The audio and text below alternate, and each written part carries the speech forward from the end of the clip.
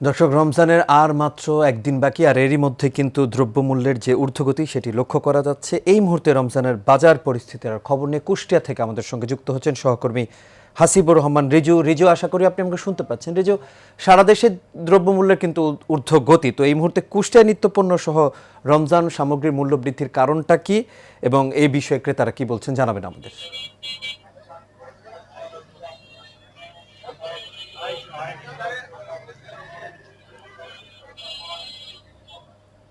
রাজ, আমি এখন দাঁড়িয়ে আছি কুষ্টিয়ার পৌর বাজারে।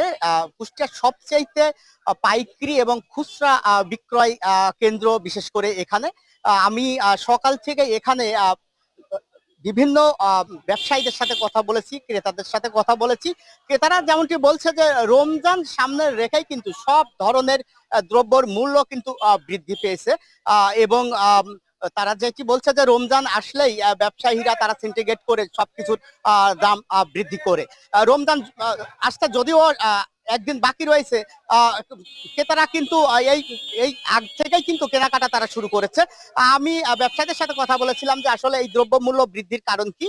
তারা যেমনটি বলেছে যে তাদের আমদানি এবং তাদের যে দূর থেকে যে গাড়ি বহন রয়েছে সেইগুলোর কারণেই আসলে দাম বেড়ে যায়। বিশেষ করে এখানে আমি যেগুলো দেখছি যে শসার কিন্তু যে দাম ছিল তার চাইতে প্রায় 30 টাকা বৃদ্ধি পেয়েছে। বেগুনের দামও 30 থেকে 40 টাকা কেজি প্রতি দাম বৃদ্ধি পেয়েছে।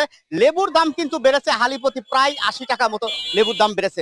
বেড়েছে কিন্তু খেজুরের দাম এবং গুড়ের দাম। আমি কথা বলবো, এখানে একজন ব্যবসায়ী রয়েছেন, তিনি গুড় এবং খেজুর বিক্রয় করে থাকেন। তার কাছে আমি একটু জানতে চাইবো যে আসলে এত মূল্য বৃদ্ধির কারণ কি। আচ্ছা, আসলে এই যে রমজানকে সামনে রেখে আপনাদের যে খেজুর সহ বিভিন্ন যে দ্রব্যর মূল্য বৃদ্ধি পেয়েছে, বৃদ্ধি পাওয়ার কারণটা কি? আসলে এই বছরে রমজানের আগে নির্বাচন পড়ার কারণে মাল আমদানি কিছুটা কম হয়েছে, যার কারণে মানে আমাদের কেনা বেশি, যার কারণে আমরা মানে যে দামে কিনে তার থেকে কিছু সামান্য লাভ রেখে বিক্রি করি। আমরা তো খুচরা বেশি, আসলে যারা পাইকারি ব্যবসায়ী আছে এরা সিন্ডিকেট করে দাম বাড়লে ওরা মাল মজুত করে রাখে আর বিক্রয় করে না, যাতে দামটা বেশি পায়। এই জন্য জি, আপনি শুনছিলেন রাজ, তিনি বলছিলেন যে যারা আসলে মাল মূলত পাইকারি বিক্রয় করে তারা সিন্ডিকেট করে এইসব দ্রব্যমূল্যের দাম বৃদ্ধি করে। আমরা যে রিজু, আমরা বুঝতে পেরেছি আসলে বাজার সিন্ডিকেটের কারণেই কিন্তু দ্রব্যমূল্যের এই ঊর্ধ্বগতি। আপনাকে অসংখ্য ধন্যবাদ। দর্শক, আমাদের সঙ্গে আমাদের সহকর্মী কুষ্টিয়া থেকে যুক্ত হয়েছিলেন হাসিবুর রহমান রিজু। দর্শক, এই ছিল আমাদের এখনকার আয়োজন। আমাদের পরবর্তী সংবাদ দেখার আমন্ত্রণ রইল। এতক্ষণ সাথে থাকার জন্য সবাইকে ধন্যবাদ।